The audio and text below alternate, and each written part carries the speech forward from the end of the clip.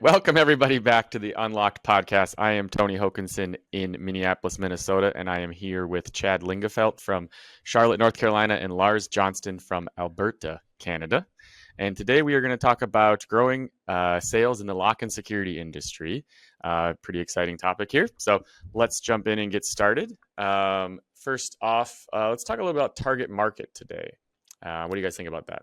Well, we're jumping right in. Well, I think we need to take a minute to talk about your introduction, Tone. I think you did very well this time. Oh, and you weren't rushed at all? Yeah, no? that was not our first take, but you know what? I think we got there. That was very good. That was high energy. I'm sure all the people at home will be nodding along with us. Yeah.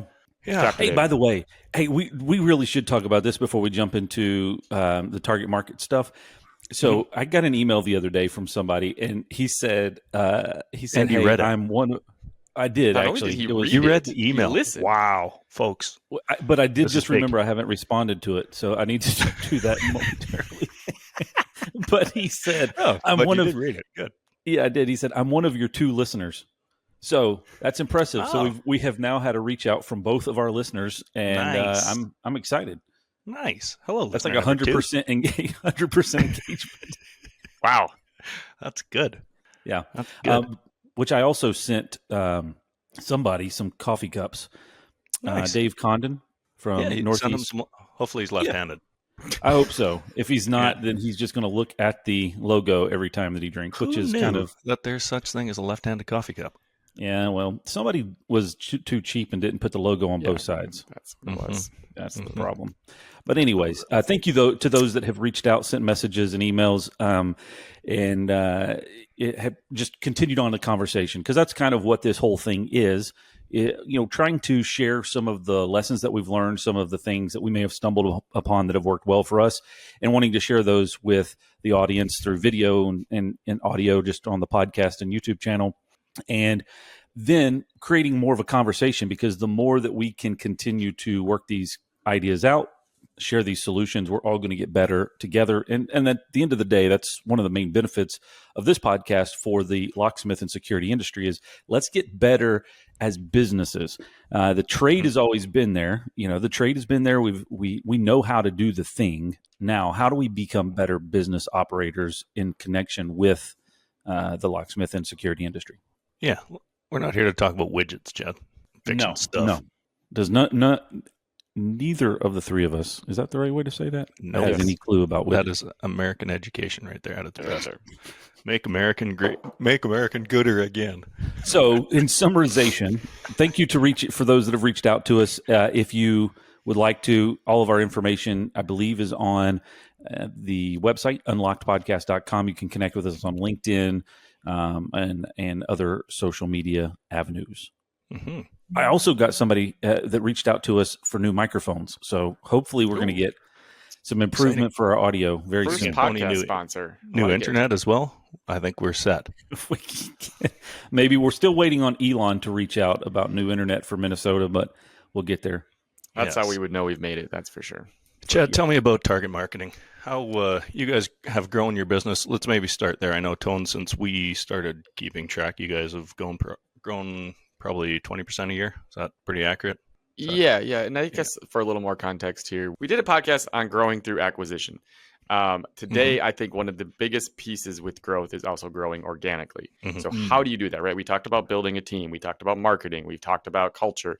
But how do you actually get the sales in the door to grow? And specifically on the project side, I think traditional locksmith businesses are very service-based. They throw their name in the yellow pages back in the day, and they usually pick a name that begins with A or a 1. It's top of the phone book, and they hope that people look and call them, right? And they hope that their service business grows. I know all of our businesses have become increasingly more project-based. I know that we all have sales teams. And want to talk today a little bit about just how do you go about getting started in growing organically, specifically around projects and sales. And for us, I think the first thing that's important with that is determining what your target market is. One of the biggest lessons that I've talked a little bit about why that's important, in my opinion. One of the biggest lessons that I've learned is to not try to be everything to everybody, and making sure that you're narrowing your focus on who you want to go after and what value you're going to bring to them. Interested to hear a little bit more about what you guys think is important in regards to target market, why it's important, and how you guys have kind of narrowed your target market down and what your strategy is there. Yeah, so I'll jump in. The thing that I've seen most, we were guilty of it significantly early on, is you're a service-based company and your natural tendency is everything is yes. Yeah. And if any customer comes to you with an opportunity to generate some revenue, let's say yes, let's move it. And over time, as we were growing, it was incredible to see, because we started bringing more people into the conversation inside of our business. And then there was this keen awareness of how, not only like we're saying yes to everything, but how much of those times are we saying no to other opportunities because we've said yes to so many things? And, there's the old 80-20 rule. 80% of your revenue comes from 20% of your customers. And so our theory was, okay, how do we start to dial that in and look at it and see, number one, where's that 20% of our customer base that where the majority of our revenue is coming from? And then second, what are the things that we think that we do really well and the target customers that we feel like we service well and that we enjoy doing work with? It reminds me of a book that I read called 10X is easier than 2X. So growing your business 10 times is easier than growing it 2 times. And one of the main theories that they worked off of was getting to your strengths as fast as possible and eliminating those distractions. And one of the examples that they gave in the book was around real estate. So there was a real estate broker that really enjoyed the art of listing homes. They did not enjoy the art of showing homes. So they like to be on the sell side and not on the buy side. And there are a lot of reasons. Well, as a brokerage, you need to have both, obviously. But they started their massive increase in sales because they were able to hire somebody to just do the sell or the buy side, and they just focused on the sell side. And because they were so good at that, their sales opportunities just continued to grow because they could handle more listings than they could buyers. So with that said, and I'll toss it back to you guys, that's kind of the theory that we have been working on for years is, one, what are we good at? What customers do we enjoy doing work with? And what is the thing that we can replicate the most, but while also really understanding when we say yes to everything, we are ultimately saying no to a lot of customers because it's pulled our distraction and our focus away of what the main objective is. Yeah, I think there's a big difference between saying we're a locksmith and we're a commercial locksmith focused on commercial property managers. That's a much narrower focus and your go-to-market strategy and the processes you're going to build to appeal to commercial property managers is going to be far different than appealing to a residential customer. So you can really standardize and fine-tune the way you run your business based on the market you're serving. And so that's why it's important to define that market. Yeah. I think just one part I'd add to what Chad said is, which one do you make money on? Right. What are you good at? What's easy for you, but also what's profitable. Yeah. You start looking at some of the accounts that you're working on and some of the projects you're working on, and they're really net zero. When you look at opportunity cost, you look at, the acquisition cost, you look at all these other factors that go in. Like traditionally, in our industry, you're going to hear two things that people always ask about. Do you guys do automotive? How about the three of us? Do you guys do automotive? No. Next question is, do you guys do residential? Do you guys do residential? One of our businesses does, but they're segmented. But what percent of that is your business? 10%. Really? Okay. So we'll just edit that out. But yeah, and for us, we don't do automotive. But that business, that's their specialty. Like they are geared towards serving residential markets. A residential department. They are branded and their marketing is geared towards the neighborhood. Right. Yes. In which case, that's fine. But it's a little different strategy, I think, with that market segment. And I think that's really what we're talking about is, defining that segment. And, as far as the practical nature for me, we go through the exercise probably annually. We look at, and again, it's going to come down to data, and everyone's going to think, oh, my software doesn't do that and all that crap. But again, what we keep saying week after week on this podcast is get a piece of paper and a pen and just start keeping track. Here's your residential property managers, commercial property managers, residential customers, small business, you got institutional. That's probably enough. Am I forgetting anything? I mean, it's a pretty good starting basis, right? Yeah.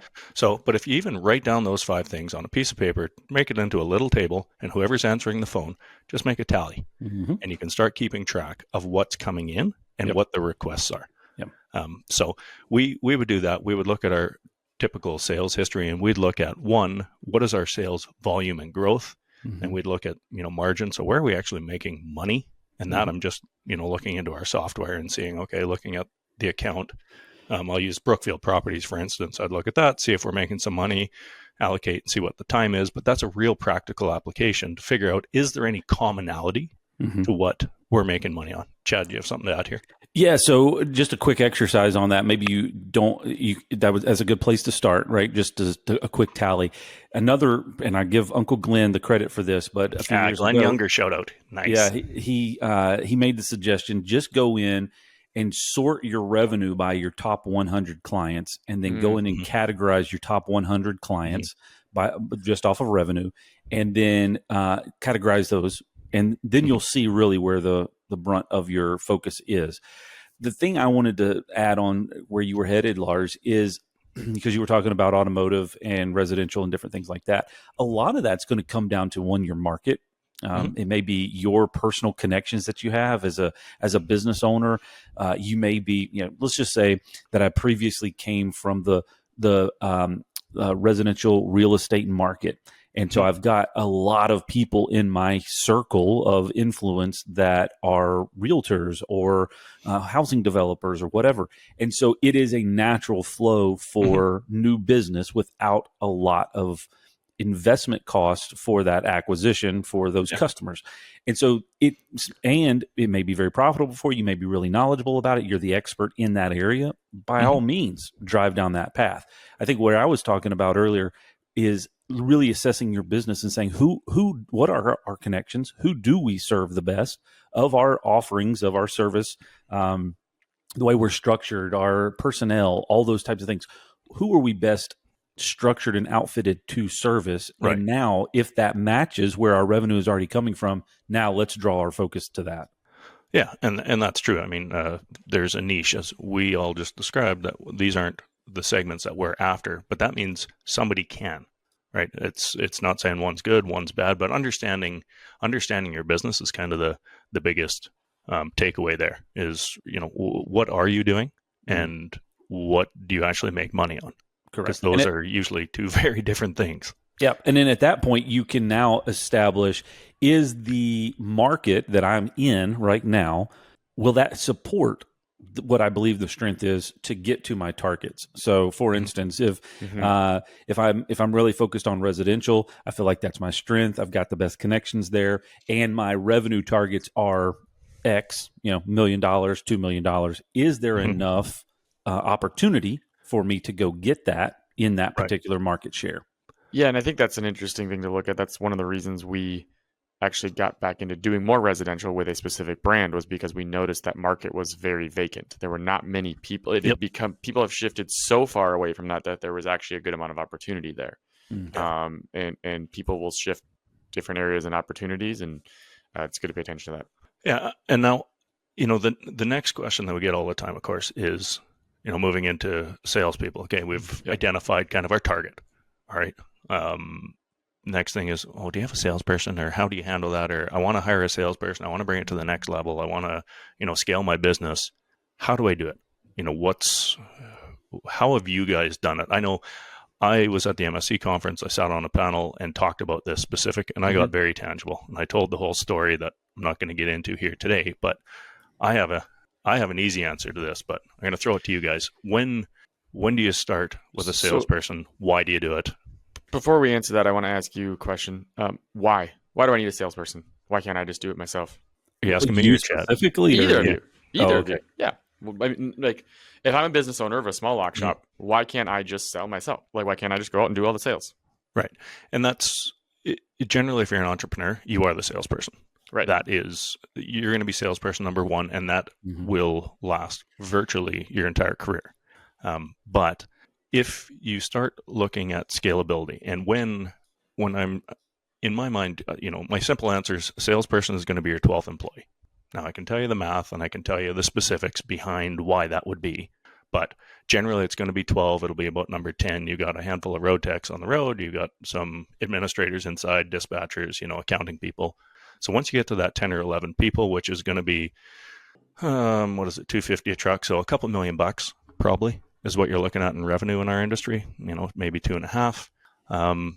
That's when you start looking at a salesperson, because at some point you personally either have to be the salesperson or you have to be the person driving and improving the business. Mm-hmm. So there has to be someone, and it doesn't have to be you. If you're a natural salesperson, I would highly encourage you to hire a manager or an office manager or a general manager, whatever title you want, but somebody to increase the optimization and efficiency of the business.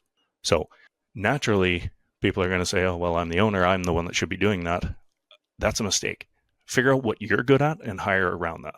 So, I look at, if you are going to be a salesperson, be a salesperson. If not, hire a salesperson. It's going to be around that target, because then they can focus on that and you can focus on growing your business, improving it, hiring, HR, training, development, operations, process, that stuff. Yeah. Well, I wanted to maybe give an alternate opinion there. So yes, at every point of your business, you're about to disagree with me, Chad? I love to. At any point of your business, the owner probably is going to have to be the salesperson. But I'm going back to the thing I said earlier. Every time you say yes to something, you're saying no to something else. So one of the major plays on this is, if you are, and maybe that's kind of where Lars was headed, then hire somebody to run the business if you're going to focus on sales. But the problem is that an owner is got two scary hires. One is a general manager, and two is a salesperson. One, because a general manager can most likely is most likely a replication of what the owner's already doing, and two, a salesperson can be a potentially risky hire because nobody thinks salespeople do anything. Now, those are two things that I think you have to that you can debunk pretty easily. But those are the two most risky or hard hires that an owner is going to make, and so that's why they typically fall to being the general manager and the salesperson.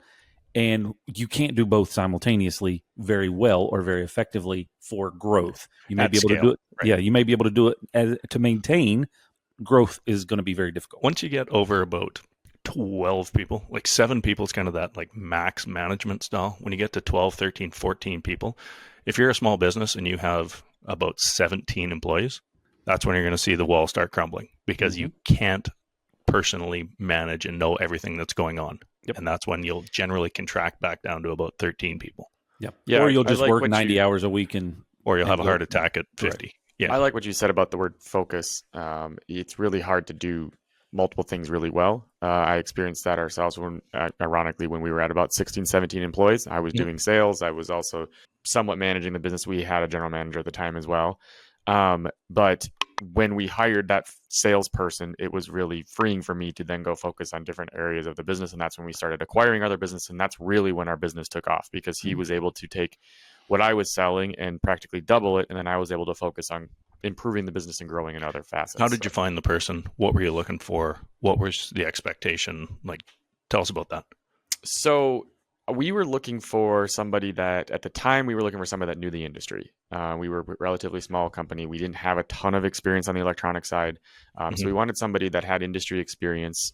We looked out and found somebody who was actually from out of state and was moving into the area. Right. But we were looking for someone that had known the industry and had done it before. So they were either a locksmith or card access industry or an integrator or something like that. Yes. Yep. Okay.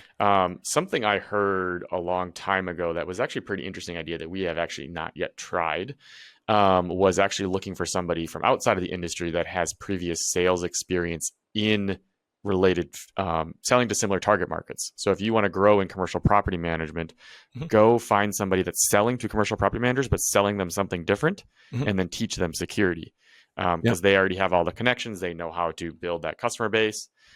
So for us, when we get to the point of hiring another salesperson, that's probably the strategy we'll take, because we have enough people now. We're at a point where we have enough people with the industry experience. We want people that have connections and sales experience in the commercial security or commercial industries. And how many salespeople do you have, Tom? 4-ish. Yeah. Oh, ish. Not a good word on this podcast. Yeah. Chad, correct Tony on everything he's just said that was wrong. So a couple of things on the sales side, right, is finding your focus of your organization. Are you hunters or farmers? And so if you are a typical farming organization, where you to define. Do you want to that, explain the difference there real quick? Yeah. Yeah, that's what I was. So from trying to define, defining what a farmer is versus a hunter. Farmer is, I have a bunch of leads that are coming in. I've got existing customers, and I'm just going to cultivate what has already been laid out for years in advance. And I just need somebody to really go grab the harvest. There you go. A Harvest hunter, the crops. There you go. Wow. The crops. I got to go get the crops. Sorry. Big farmers here. Really knocking out of the park with this explanation here. Thank you. Really. The hunter is the crop. Yeah, perfect. The hunter is one that's going to go out and literally track down new opportunities, not to be grotesque, but hunt them down, kill them, and bring them back to feed the family, right? And those are two completely different type of completely different type of people. Yes. So if you're looking for somebody that is a farmer because you already have existing operations and you just need you've got leads coming in, you just don't really know what to do with them, or you feel like you're not fully utilizing your customers' resources right now, then which is more common in our industry. It is it can be very common, right? Yeah. Then that is, you typically aren't looking for a sales experienced person. You're looking for somebody that just is an admin type person that really all they need to do is understand what the customer's looking for, can turn that into a price and send it to them and send it back over to the team to execute. But if you're looking to grow into a new market, into a new category, then you probably do want a hunter because you can just send them down their path and go find it and bring it back. Mm-hmm. I'm going to just toss in a little culture index talk here, because that again is a tool that we go back. Episodes, Yes, so culture index. If you want to just Google it, you can see what we're talking about here. Better yet, go listen to our episode, or you can listen to the podcast. I think it's episode 7-ish. Right around there. That's an absolute guess. I have no idea. But specifically, depending on what you are looking for, if we're talking hunter or gatherer, a hunter, you're going to look at somebody that's a little more autonomous, has a little more get up and go, probably a higher social profile, some creativity and some high velocity. So somebody that just is out and going and finding opportunities and bringing them in. That is generally what you'd see as a hunter salesperson. Less common in our industry, for sure. Yeah. The flip side, probably where you're going to start is you're going to want that gatherer, which is simply there's a mound of paper on your desk and you just need to process through it, right? Those people are going to be generally the ones that'll be good at it are going to be, the more attention to detail, higher attention to detail, not necessarily as high velocity, but just have that kind of continuous staying power, and more important, especially in our industry, is that high, kind of data facts, knowing the product, that kind of stuff, because it's less important on the social side and more important about being accurate, at least to start. When we got our first salesperson, or not our first salesperson, but the first salesperson that I was working with, that's exactly what we needed. Like Chad said, we had a lot of leads coming in, and the main thing to help us grow was literally just be responsive and take care of them. So we hired that person that had strong attention to detail, knew the industry, and he was extremely responsive. And just by going out and serving the customer quickly and professionally, that drastically increased our business. Listening, responding, yes, showing up on time, Tony. Which is something, like you said, culture index. Someone that is the hunter profile may not be good at that. Yeah. Yes. You missed that, Tony. He was saying show up on time. That's I heard him. I heard him. Oh, okay. I absolutely heard him. I just didn't acknowledge his snarkiness. And so, I'm going to move on. So now that we've established a target market to go after, I think Tony had a really good point there. It doesn't have to be somebody security specific, but if your target market is, say, commercial property managers, find someone that's already has the connections in that industry That's great. A great idea. And then decide if you're a hunter or you're a gatherer. Find someone that's going to fit that mold. Are you wanting to be that outgoing person, relationship sales, or is it more transactional sales? Those are, terms that can be kind of interchanged with hunter gatherer. Mm-hmm. But now that we've found that person, okay, how are we going to compensate them? What are we looking at? Where do we even start?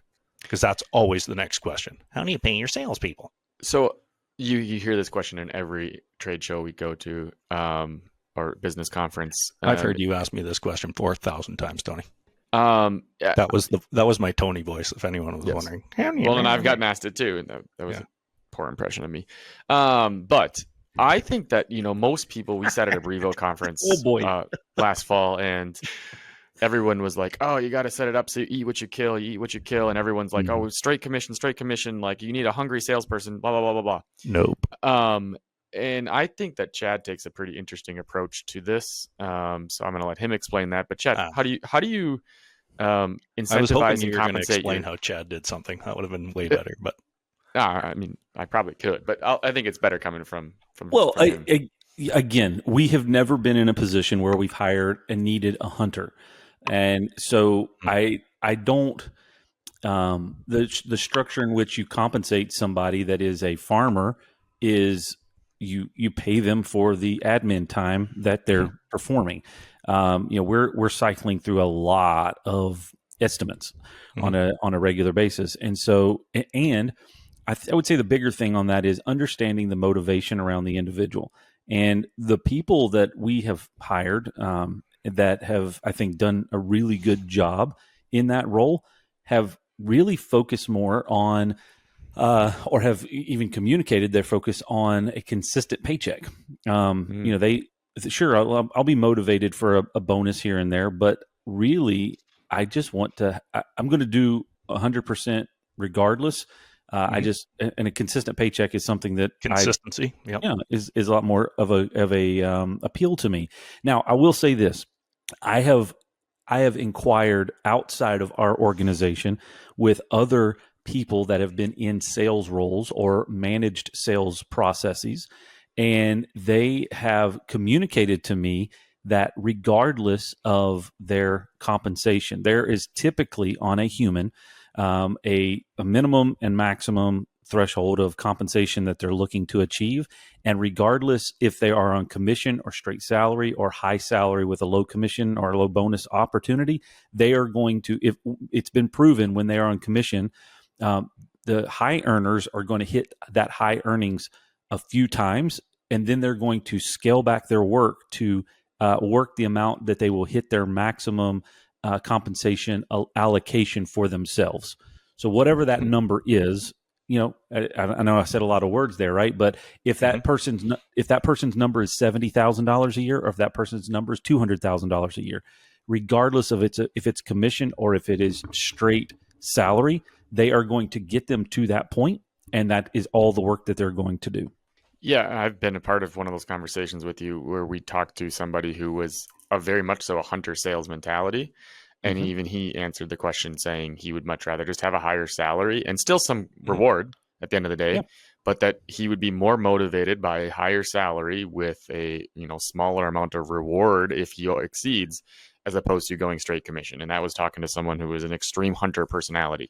So, and I've heard that logic more and more lately. And I think the traditional logic is you must pay commission. And frankly, I think it's very old school and not the best way to do it. And certainly in our industry. It really comes down to the owner or the person that's hiring. It feels like a bit of a less of a risk situation. Yeah. If I can pay you commission based off of what you bring in, then if you fail, it's not my problem. But right. I think that, to your point, the tide has shifted to where, well, how as an organization are we setting up our sales team for success? Are we getting them in the right spots, giving them the right training to go get that? In which case, why does it need to hang on them for commission if they're going to lose? Because at the end of the day, commission could also limit your sales growth opportunity, because if they've reached that plateau, then they're just going to mail it in for the rest of the year. Yeah, one thing I heard that stuck with me at the Cloud Summit that we were at was reward the outcome you're looking for. And I think it is good to set up some sort of a high salary with, and still having a reward there to incentivize the outcome you're looking for. And I know one thing that you've done, Chad, is reward a team environment. So you very much so focus on a team goal. You want your account managers to take care of the customers. You want them to work together. You don't want them fighting over leads. And I recently, was listening in on one of your sales team meetings and was extremely impressed with the team environment that is actually cultivated. Like the team stuck up for one another and started to revise goals based on what they felt would be best for the team. And it was a very good collaborative environment that was definitely inspired by the way you've set up your goal structure within that team. So I thought that was really cool.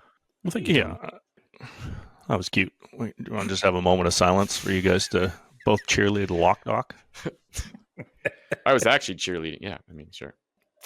I was trying to prove the point that if you set how your team will act, how you're trying to compensate them, and Chad has set up his team in a manner that is, we will compensate you by working together. Therefore, they are working together. If you set it up so you eat what you kill, your salespeople are going to be literally trying to fight each other, and that's an absolute dramatic overreaction. They're going to start fighting. I couldn't disagree with both you dopes more on this, but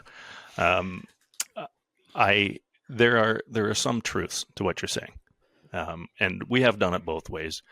Primarily, most people listening to this are going to be at the beginning stage of that and looking at what they're wanting to do, and having that gatherer come in. A salary is likely your best bet. Having a bit of commission on top of it. I know the three of us all focus on margin rather than gross sales specifically. So we're talking about profit, and we compensate a bonus or a small commission or an increase based on margin. Something, that I think we've overlooked here is simplicity is probably the key word to any compensation model.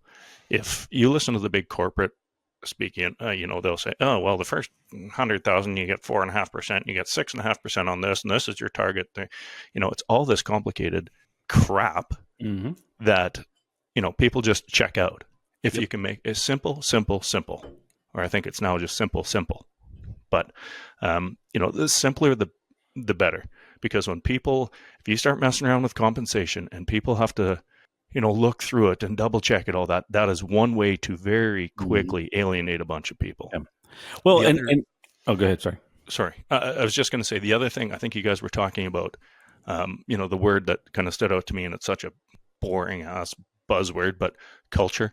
Depending on the culture you want within your company, do you want people that are, going out and eat what you kill, or do you want a collaborative environment? Both will work. Just understand that you're setting that as the precedent for the culture, right? Like you can go back into economic theory here.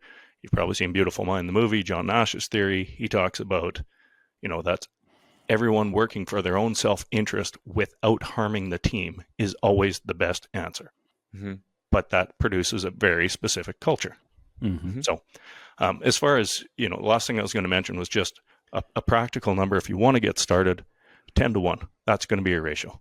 For every $10 of sales that a person brings in, gross sales, $1 of that is compensation. So that's pretty close in the industry. But so looking at whatever their compensation is, they should be able to generate 10 times that 10x, in gross $1 revenue. million, $100,000. Yeah. That's pretty safe to estimate in our industry. How much do you feel that changes if they're a hunter versus a farmer? Hunter, you guys have never farmed clearly, but hunter-gatherer, there is more risk and more reward on your hunter, right? Absolutely. So the more of a hunter they are, and if their job is just bringing in new sales, and this is where it gets a little more complicated, because then you have to define new sales. But your hunter, that is worth more. Your acquisition cost for new customers is going to be more. So that's where we look at, in our world, our ratio goes down to about 8. Yeah. I think it's about 7.5, 8-1, 7-1. If it's like we have a new kind of industry focus right now that we're looking at, multifamily.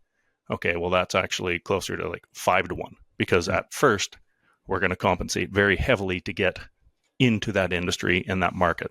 Okay. And I guess that's the other thing we haven't even touched on, but once you set a compensation model, review it annually, at least, right? Look at it, because you don't have to set a compensation model for a salesperson, and that's the same for the rest of their career.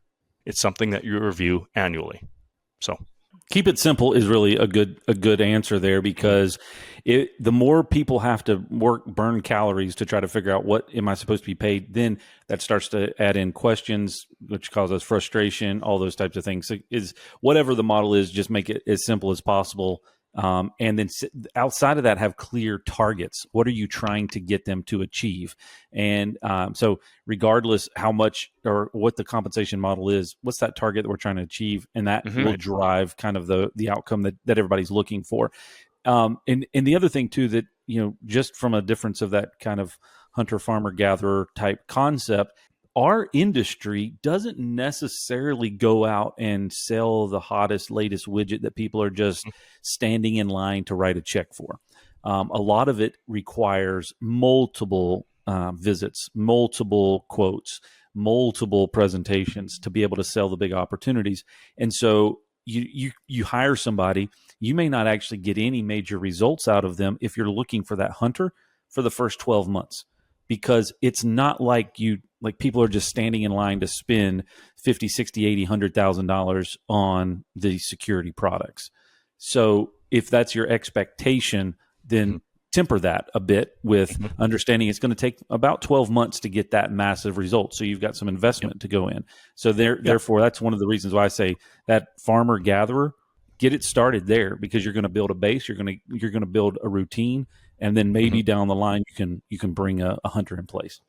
Lars, I know that we need to go ahead. Yeah, I was just going to say, we just brought someone in as a hunter, and we just guaranteed them, a salary. Said, okay, for the first 12 months, we're going to pay you this amount. The expectation is this. I think we went with 80 and 800,000. That's the expectation. Okay, and then we're going to review after a year. So I've basically committed $100,000 to this person as a trial. We'll see how this goes. After 1 year, we're going to review it and see, how close were we.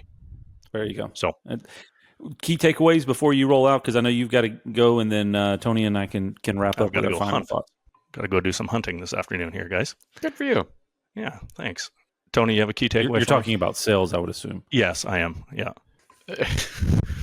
I mean, you never know. I hope you wouldn't be hunting in that button-up, but you never know. Key takeaways. Is that a shirt? Is that a button-up? God, I think a consistent theme that we keep hearing in a lot of our podcasts is simplicity and focus. A lot of things, no matter what we're talking about, it is keep it simple and focus. And they obviously go hand in hand. Figure out what you want to do, focus on that, and go to that with a simple message. So that's my key takeaway. A big takeaway that I have, and one final thought that I'll add in there, is really understanding how much sales is impacting your business revenue. So we were looking at ours over the past couple of years, and it has started to, it was growing. It used to be like 35% of our revenue were sales focused or quotes or estimates. And this past year was 50% of our annual revenue was pre-quoted work. So that too. Yeah, so that told me that as a CEO for our business, I need to have a good amount of effort and energy focused on the sales organization, because that is a big portion of our revenue. So we want to make sure that we're optimizing, we're making sure that that's staying focused, and we're headed in the right direction, because that surpasses that 50%. Now that's the major driving force of our business. We need to make sure that that's modeled correctly and that's being used effectively. So that's the only, I guess, final thought there. One, on the simplicity side, making sure that's simple, but also really understanding where your dollars are coming from. Is it coming from your service side, or is it coming from sales? And make sure that your attention is being focused on that, or at least allocated accordingly. Yeah. And, I'd even add to that, look at this year, look at last year, look at the year before. And I bet you that sales number as a percentage is growing, because that's going to be your fastest growing area. When I say sales, better definition, Chad, you just said pre-quoted sales. Yeah. So key takeaways for me, two things. If you're new to the industry, just getting started up, you're in that, let's say under 2 million. First thing is make it easy to do business with you. Speed will win sales, period. Yeah. If somebody asks for a quote, you can get them a quote same day, next day, you will grow your business exponentially. I guarantee it. If not, let me know, and Tony will pay you some money. That sounds like Tony that's a guarantee. Yeah, that's perfect. Wonderful guarantee for you. Second is the gatherer, likely where most of us are. We just need to process those quotes. Quote comes in, we need somebody to process it and get it out. Mm-hmm. Good places to look. Something that's often overlooked, you're going to naturally just pick one of your road technicians or somebody that's very knowledgeable. You're going to be scared to do that because you don't want to pull them off the road and lose that revenue. We've done that many times, and it's always worked out. But one thing that I always overlook is their ability to use a computer. So consider that when you're talking about it. You should probably get them some training on how to use a computer, how to use Excel, email tools, because they probably haven't, if they are a 10-year locksmith or a 5-year locksmith, they probably haven't spent a pile of time on a laptop using quoting. So invest in that. Colleges are good for that. Online courses, Coursive is another one that's good. So those are just some practical takeaways.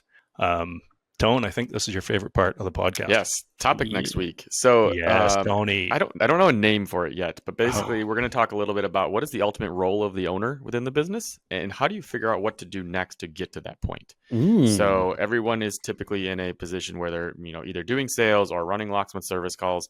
What is the role they should be trying to work towards, and what is the first step they should take to get there? So that's a great topic, Tony. Yeah, a little inspiration from you there, but I put a little twist in it for it. So we're just take what it's a theme here. Name a little. Take what you do and just make it a little better. It's my MO. It's a little long.